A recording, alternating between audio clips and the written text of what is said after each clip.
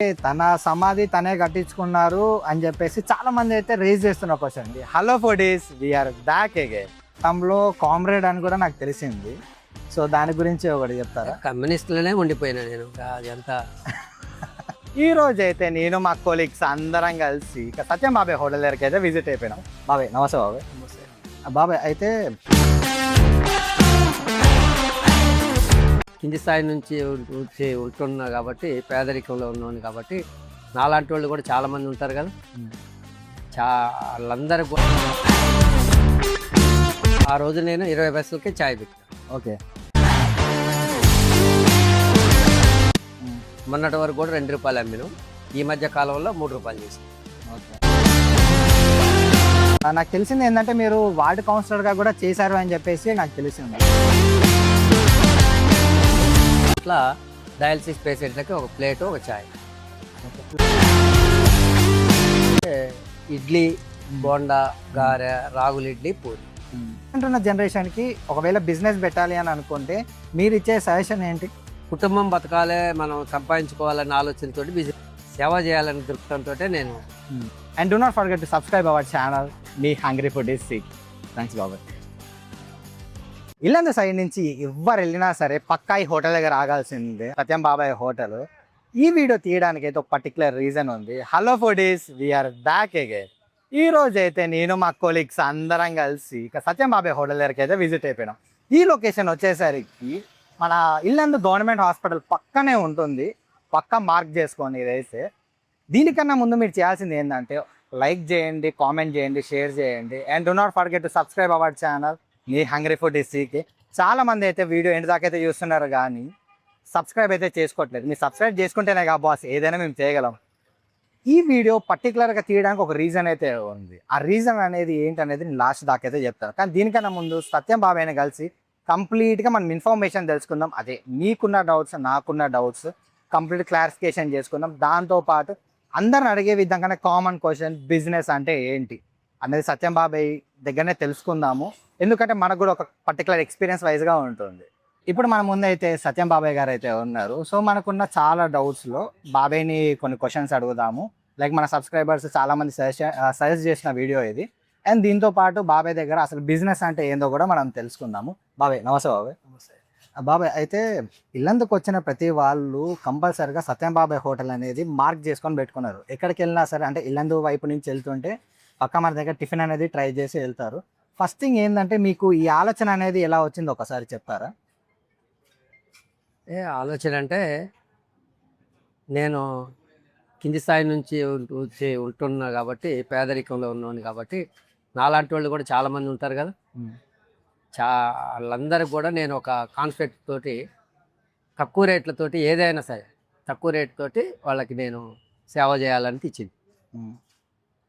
అది ఆటో కార్మికులు కావచ్చు, మన రిక్షా కార్మికులు కావచ్చు, లేదు సుతార్ మేస్త్రీలు కావచ్చు, కూలీలు కావచ్చు, సింగరేణి వర్కర్స్, ఎవరికైనా సరే. అందులో గవర్నమెంట్ హాస్పిటల్ సెంటర్. ఓకే. ఆ సెంటర్లో అన్ని హాస్పిటల్కి వచ్చే పేదవాళ్ళు కాబట్టి వాళ్ళందరికీ నేను ఒక దృక్పథంతో సేవ చేయాలనిపించింది అనుకొని 1990లో స్టార్ట్ చేసిన. మే 24 తారీఖు స్టార్ట్ చేసిన, సోమవారం రోజు. ఆ రోజు నేను 20 పైసలకే ఛాయ్ పెట్టినా. ఓకే. దాని తర్వాత కొద్ది రోజుల తర్వాత పావలా పెట్టి, దాని తర్వాత 30 పైసలు, దాని తర్వాత 40 పైసలు, అర్ధ రూపాయి, 60 పైసలు, 75, దాని తర్వాత రూపాయి. తర్వాత కొన్ని కారణాల వల్ల మరి అన్ని రేట్లు పెరుగుతున్నాయి, 2 రూపాయలు చేసింది. మొన్నటి వరకు కూడా 2 రూపాయలు అమ్మినాం. ఈ మధ్య కాలంలో 3 రూపాయలు చేసింది. ఓకే. ఈ కరోనా వచ్చిన టైంలో. అంటే ప్రజెంట్ మన దగ్గర ఛాయ్ వచ్చేసరికి అయితే 3 రూపాయలకు అమ్ముతున్నాం. 3 రూపాయలు. అయితే నాకు తెలిసింది ఏంటంటే మీరు వార్డు కౌన్సిలర్గా కూడా చేశారు అని చెప్పేసి నాకు తెలిసింది. వార్డు కౌన్సిలర్ అంటే అది లేడీస్ విషయం. ఓకే. 2005లో first CPIML New Democracy party తరఫున పోటీ చేసినాం. అప్పుడు 2005 నుంచి మొన్నటి వరకు 3 సార్లు 3 టర్ములు అదే వార్డు, అదే మహిళా రిజర్వేషన్ కాబట్టి మా మిస్సెస్ వార్డు కౌన్సిలర్ నిలబెట్టి 3 సార్లు కూడా ఉన్నాయి. మొన్న 4వసారి కొన్ని కారణాల వల్ల మనం ఓడిపోవడం జరిగింది. అది తక్కువ మెజార్టీతో. వాళ్ళేమో లక్షలు ఖర్చు పెట్టారు, మనమేమో 1 రూపాయి కూడా ఇవ్వలేదు ఓటర్కి. అయినా 370 ఓట్లు వచ్చినాయి. 25 లక్షలు ఖర్చు పెట్టిన వాళ్ళు కూడా అన్ని ఓట్లు రాదు. ఓకే. అధికార పార్టీ. అయితే నేను వచ్చినమ్మడే ఇంకాలో ఒక బోర్డు చూశాను బాబాయ్, పొద్దున ఉదయం పూట టిఫిన్ చాయ్ ఫ్రీగా అని చెప్పేసి మీరు అక్కడ ఇక్కడ ఒక పోస్టర్ అనేది ఉంది. సో దానికి పర్టికులర్ రీజన్ ఏంటి అన్నట్టు? అంటే వాళ్ళు డయాలసిస్ పేషెంట్లో నాకు ఒక అమ్మాయి నెహ్రూ నగర్ లంబడోళ్ళ అమ్మాయి ఇంటర్ సెకండ్ ఇయర్ చేస్తుందట, చిన్న వయసు. ఆ అమ్మాయిని చూసి నా మనసు చలించిపోయింది. వాళ్ళ నాన్న కొంచెం డ్రింకర్ అట, వాళ్ళ అమ్మ కూలి పని చేసుకుంటది. ఆ అమ్మాయిని ఒక్కదాన్నే పంపించేవాళ్ళు హాస్పిటల్కి. డయాలసిస్ సెంటర్ 4 గంటలు ఉండాలి. 4 గంటల సేపు ఆ అమ్మాయి వచ్చి ఆ నిలబడి చూసుకుంటూ వాళ్ళందరూ తింటుంటే చూసుకుంటూ పోయేది. తింటావమ్మా అంటే ఒకరోజు తింటా అన్నది. అంటే తినమ్మా అని చెప్పి ఒకరోజు ఇచ్చిన, తెల్లారే వచ్చింది. మళ్ళీ అట్లా అంటే వారానికి 3 సార్లు ఏమో వస్తారు వాళ్ళు. ఆ అమ్మాయికి ఇచ్చిన తర్వాత ఈ అమ్మాయికి ఒక్కదానికి ఎందుకు ఇవ్వాలి, అందరికి ఇద్దాం, వాళ్ళు ఎంతమంది అన్నా రాని. ఇక నాకు ఎందుకు అట్లా అనిపించింది. అట్లా డయాలసిస్ పేషెంట్లకి ఒక ప్లేట్ ఒక చాయ్. లైక్ ప్రజెంట్ పేషెంట్స్కి అయితే కంప్లీట్గా మనం పొద్దున్నే టిఫిన్ టీ అయితే మనము ఫ్రీగా ఇద్దామని ఫిక్స్. లే కాదు, ఇక్కడికి వచ్చే చాలా మంది వాళ్ళు వస్తారు, అనాథాలు వాళ్ళు వాళ్ళందరూ కూడా ఇస్తూనే ఉంటాయి కదా, నేను అడగను డబ్బులు, చాయ్ పోస్తారు. అయితే ఇంకో డౌట్ ఉండే బాబాయ్, ఇప్పుడు ప్రెసెంట్ మన దగ్గర అసలు ఏమేమి ఐటమ్స్ దొరుకుతున్నాయి, దాని కాస్ట్ కూడా ఒకసారి చెప్తారా? అంటే ఇడ్లీ, బోండా, గారె, రాగులు ఇడ్లీ, పూరి. మళ్ళీ వీటి కాస్ట్ ప్రైస్ దాని క్వాంటిటీ ఎట్లా ఉంటుంది అన్నట్టు? క్వాంటిటీ అంటే నేను ఫ్రీడమ్ ఆయిల్ వాడతా. ఓకే. తీకేమో చక్ర గోల్డే వాడతా. ఇక నేను వేరే లూజ్ తీపడు వాడతా. ఓకే. ఇక అందరికి అందుబాటులో ఉండాలని మా కాన్సెప్ట్ తోటి పెట్టాను కదా. అయితే మనకి మీడియం సైజు, పెద్దగా ఇంతలా వేసి దాన్ని అవి ఉడకవు సరిగా. మన దగ్గర ఏంటంటే మీడియం సైజ్ వేసినా కూడా నేను క్వాలిటీ మెయింటైన్ చేస్తాను. ఓకే. అట్లా అని చెప్పి ఏదైనా 20 రూపాయలు. 8 బొండ కానీ, గారె కానీ, ఇడ్లీ కానీ ఏదైనా 20 రూపాయలు. 8 ప్లేట్ 20 రూపాయలు ఇస్తాను. ఇప్పుడు నార్మల్గా ఎవరైనా కొత్తగా వచ్చే వాళ్ళకి లొకేషన్ ఎక్కడ తెలవాలి అంటే ప్రాపర్ ఒకసారి చెప్తారా లొకేషన్? మన దానికి ఇల్లందు గవర్నమెంట్ హాస్పిటల్ సెంటర్ పక్కన Kakatiya Nagar government hospital centre. మా ఇల్లు కూడా కాకతీయ నగర్. ఓకే. అయితే చాలా మంది సత్యం బాబాయ్ హోటల్ అంటే ఫస్ట్ అడిగే క్వశ్చన్ ఏంటి అంటే తప్పుగా అనుకోకండి ఇది అడుగుతున్నానని, అంటే తన సమాధి తనే కట్టించుకున్నారు అని చెప్పేసి చాలా మంది అయితే రేజ్ చేస్తున్న క్వశ్చన్. సో దీనికి అది నిజమే అంటారా లేకపోతే అది కల్పితం అంటారా?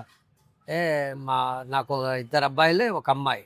ఓకే. అమ్మాయికి 2 అమ్మాయిలు కూడా ఇద్దరు. ఒక అమ్మాయి 9 సంవత్సరాలు అయిన తర్వాత చనిపోయింది, ఒక అమ్మాయి ఏమో 2.5-3 సంవత్సరాల లోపు చనిపోయింది.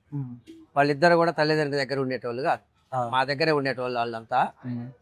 ఆ పిల్లలు నాకు బాగా దగ్గరగా ఉండేటోళ్ళు, ఆడపిల్లలు. ఇద్దరు చనిపోయారు, అక్క చెల్లె. వాళ్ళు బతుకున్నప్పుడు నా దగ్గరే పడుకునేటోళ్ళు, నాతోటి ఉండేటోళ్ళు కదా. చనిపోయిన తర్వాత వాళ్ళు ఒంటరిగా చేయొద్దనే ఉద్దేశంతో మధ్యలో నేను కట్టుకొని, అంటే నేను మధ్యలో పడుకుంటే వాళ్ళిద్దరు చెరొకేళ్ళు పడుకునే వాళ్ళు. ఆ దృష్టిలో పెట్టుకొని నేను అట్లా కట్టు. ఓకే. దాని ప్రకారంగా మీరు వాళ్ళతోటి నేను మీరు ఉండాలి అని చెప్పేసి మీరు వాళ్ళిద్దరి మధ్యలో మీరు హ్యాపీగా ఫీల్ అవ్వడానికి అక్కడ జీవ సమాధిలో మీరు ముందే కట్టించుకొని పెట్టుకున్నారు. అయితే కూడా ఒక పైప్ పెట్టా, రేపు నేను చనిపోయినా ఏది చేసినా కూడా దాంట్లో బూడిదేయడానికి మా వాళ్ళందరూ చెప్పి నేను ఒక పైప్ వేసి పైప్ పెట్టి దాన్ని ఇలా పలగొట్ట. అయితే ఇంకో లాస్ట్ డౌట్ బాబాయ్, ప్రజెంట్ ఉన్న జనరేషన్కి బిజినెస్ అంటే ఏంటి అని చెప్పేసి నేను ఎవరిని ఇంటర్వ్యూ చేసినా ఆర్ ఎల్స్ ఎక్కడికైనా వెళ్ళి ఒక వీడియో వైజ్గా తీసినా కూడా కంపల్సరీగా అడుగుతాం. ప్రజెంట్ ఉన్న జనరేషన్కి ఒకవేళ బిజినెస్ పెట్టాలి అని అనుకుంటే మీరు ఇచ్చే సజెషన్ ఏంటి? అంటే ఇప్పుడు కుటుంబం బతకాలే, మనం సంపాదించుకోవాలనే ఆలోచనతో బిజినెస్ పెడతాం. అవును. కానీ మరి నేను ఆలోచనతో సేవ చేయాలనే దృక్పథంతో నేను పెట్టాను. మా వాళ్ళు ఎంతమంది ఎన్నన్నా కూడా నేను నా ఆలోచన అది, నా విధానం అది, నేను అట్లనే పెడతా అని చెప్పి అదే విధంగా పెట్టా. కానీ బిజినెస్ చేయటం అంటే ఎవరైనా 10 రూపాయలు సంపాదించుకోవాలంటారు, అంటే అస్సలు లేకుండా నేను కూడా కాదు. మళ్ళీ నా కుటుంబం బతకాలి కదా, నేను బతకాలి, నా ఫ్యామిలీ బతకాలి, ఏదన్నా చేయాలి. ఇక ఏదన్నా ప్రాబ్లం వచ్చినప్పుడు బయట ఫైనాన్స్ తీసుకోవటము, గిరిగిరి తీసుకోవటం ఏదో చేస్తా. కానీ నేనైతే ఇదే రేటు ఇట్లే అమ్ముతా. ఓకే. మీరు అనేది ఏంటి అని అంటే నా జీవితం అనేది ప్రజలకు సేవ చేద్దాం అనుకుంటున్నా కాబట్టి బిజినెస్ ప్రకారంగా నేనేం ఆలోచించలేదు. ఇఫ్ ఎవరైనా సరే జనాలకి సేవ చేయాలి అని అనుకుంటే మీరు మనసులో ఎటువంటిది ఏం పెట్టుకోకుండా ₹1,00,00,000 సంపాదించినా కూడా ₹1,00,00,000 పెట్టి బిల్డింగ్ కట్టినా మనైతే అక్కడ పెట్టరు. ఆ ₹1,00,00,000 మనతోటి వేయరు. ఆ, మనకు వచ్చేది రెండే, ఒకటి మంచి చెడు. ఈ రెండు జనంలో ఉండిపోతాయి. ఓకే ఓకే మీరు అనేది ఆ ప్రకారంగా అయితే మనం ఫాలో అయితే బెటర్. అంటే లైక్ ఎవరైతే లైక్ నార్మల్గా జనాలకి యూటిలైజ్ అయ్యేది ఏదైతే ఉందో మనం డబ్బు అనేది ఆశించకుండా మనం వాళ్ళకి సేవ చేయాలని మీరు అంటారు. అయితే ఇంకోటి బాబాయ్, మీరు గతంలో కామ్రేడ్ అని కూడా నాకు తెలిసింది. సో దాని గురించి ఒకటి చెప్తారా? కమ్యూనిస్టులనే ఉండిపోయినా నేను. అది అంతా కానీ కమ్యూనిస్టు మా సిద్ధాంతం కమ్యూనిస్ట్ సిద్ధాంతం మొదటి నుంచి కూడా నాకు గుర్తొచ్చిన కాడి నుంచి నేను కమ్యూనిస్ట్ సిద్ధాంతాన్ని మీరు పాటిస్తున్నారు. నేను 3 సార్లు కూడా గెలవడం కూడా కమ్యూనిస్ట్ పార్టీ తరఫునే సిపిఎం గెలిచిన. నేను సేవ చేయటం కూడా అట్లే చేసేది. వాటిలో ఎవరు చనిపోయినా అంటే నేను ఏరే గొప్ప చెప్పుకోవటం కాదు, వాళ్ళ ఫీల్ బాధపడద్దు. వాళ్ళు కూడా నాకు అనిపించేది, ఫ్యామిలీ వస్తారు, చుట్టాలు వస్తారు, ఎవరైనా చనిపోతే వాళ్ళ బాధలో వాళ్ళు ఉండిపోతారు కదా అని చెప్పి నేను నా వార్డులో ఎవరు చనిపోయినా ఆ రోజు భోజనాలు పెట్టేవాడిని. ఇంకా కొంచెం పేదవాళ్ళు అయితే బియ్యం కూడా ఇచ్చేవాడు. ఇది కర్మల రోజు. ఓకే బాబు. అయితే కరోనా టైంలో కూడా నేను 2 నెలల 15 రోజులు 2 పూటల భోజనం గుడ్డుతోటి, సండే ఆదివారం శుక్రవారం చికెన్ తోటి మా 2 పూటల భోజనం పెట్టేవాడిని. టిఫిన్ పంపించేవాడిని. కరోనాలో అక్కడ సెంటర్ పెట్టారు, దాన్ని ఏదో అంటారు, ఆ సెంటర్ కూడా తీసుకొచ్చారు. ఇంటింటిగా కరోనాని కూడా భయపడకుండా చనిపోయినా సరే నేను ఆ శవాన్ని ముట్టుకునేటువంటి బ్లౌజులు కూడా వేసుకోతాను. దానం కాడికి పోయేటోడిని, కరోనా వచ్చిన పేషెంట్కి పోయి చేతితోటి ఇచ్చేచ్చు. అయితే లాస్ట్ ఒక క్వశ్చన్ బాబాయ్, ప్రస్తుతానికి జనాలకి చెప్పాలి అని అనుకుంటే మీరు చెప్పే ఒక లాస్ట్ వర్డ్ ఏంటి అన్నట్టు? లైక్ నార్మల్గా ఒకసారి మనం చూసి మన వాళ్ళందరికీ చెప్పండి. లైక్ మీరు ఒకవేళ లాస్ట్ ఇది మాత్రం మీరు అందరూ ఫాలో అయితే, నేనైతే పీస్ ఆఫ్ మైండ్ వైజ్గా నేను ఇట్లున్నాను, సో మీరు కూడా పీస్ ఆఫ్ మైండ్ పొందాలి అని అనుకుంటే ఏం చేయాలి అనేది ఒక్కటి మన జనాలకు చెప్పండి. ఒక్కటే, ఇక ఎవరైనా సరే బిజినెస్ చేసుకోవాలా, కుటుంబాన్ని బతికించుకోవాలి, నా ఆలోచన చెప్తాను నేను. అస్సలు లేకుంటే అయితే ఉండలేము కదా, ఎందుకంటే ఖర్చులు ఉంటాయి, అన్నీ ఉంటాయి. ఆ సంపాదనని మనం మరీ సంపాదన కోసమే బిజినెస్ చేయొద్దు, ప్రజలకు సేవ చేయాలనే దృక్పథంతో ఉంటే నాలాగా మీరు ఫాలో అయితే మంచిది అనేది మన శాంతి కోసం అంటారు. ఓకే. అయితే ఈ వీడియో చేయడానికి రీజన్ ఏంటి అంటే, ఒక మనిషి ఎటువంటి మనసులో ఏం పెట్టుకోకుండా జనాలకి సేవ చేయాలి అని చెప్పేసి ఏదైతే కాన్సెప్ట్ పెట్టుకున్నారో దాని గురించి అని చెప్పేసి చాలామంది సజెస్ట్ చేసిన వీడియో ఇది. కాబట్టి మీరు ఒకవేళ ఇల్లందు సైడ్ నుంచి పోతే గవర్నమెంట్ హాస్పిటల్ పక్కనే ఉన్న సత్యం బాబాయ్ హోటల్ దగ్గరికి అయితే విజిట్ అవ్వండి. చాలా రీజనబుల్ రేట్స్ అని కాదు, చాలా లో కాస్ట్లో మీకు మంచి హై క్వాలిటీ ఫుడ్ అయితే దొరుకుతుంది. సరిపోయినా దానం చేసేవాడిని. ఇప్పటికి కూడా నా దగ్గర ఏం లేకపోయినా చందాలు వసూలు చేసి కూడా చేసేవాడిని. ఇప్పుడంటే కొంచెం మనకి హాస్పిటల్ పెద్దదైంది, ఇప్పుడున్న డాక్టర్లు అంతా మంచి వాళ్ళు వచ్చారు, అప్పట్లో లేరు. ఆ హాస్పిటల్లో వస్తే పేషెంట్లు ఎవరైనా ఖమ్మం పంపిస్తే వాళ్ళకి ఛార్జీలు, ఇప్పుడు అంబులెన్స్ పెట్టింది మన గవర్నమెంట్, మంచి పేదవాళ్ళ మంచి సహకరిస్తుంది గవర్నమెంట్ కూడా. అట్లానని చెప్పి నేను అప్పట్లో పేదవాళ్ళు ఎవరైనా ఉంటే చందాలు వసూలు చేసి ఖమ్మం పంపించేవాడు. అవునా? ఇక్కడ హాస్పిటల్ ఎవరు చనిపోయినా కూడా డాక్టర్ అమ్మ కానీ ఎవరు అంత ముందున్న డాక్టర్లు నాకే చెప్పేవారు, ఇట్లా అనాథ శవం కొంచెం ఏదైనా ఉంటే చూడమని చెప్పేవాడు. శవం పాడగట్టి పోసుకుంటూ పోయి దానం చేసి చెప్పాడు. ఇంత మంచి మనసు మీకు ఉంది కాబట్టి నాకు తెలిసి ఏది ఏమున్నా దేవుడు మీకు మంచిగా చేస్తాడని నేను కోరుకుంటున్నా బాబు. And do not forget to subscribe our channel, మీ hungry food is seek. Thanks బాబు. ఇప్పుడు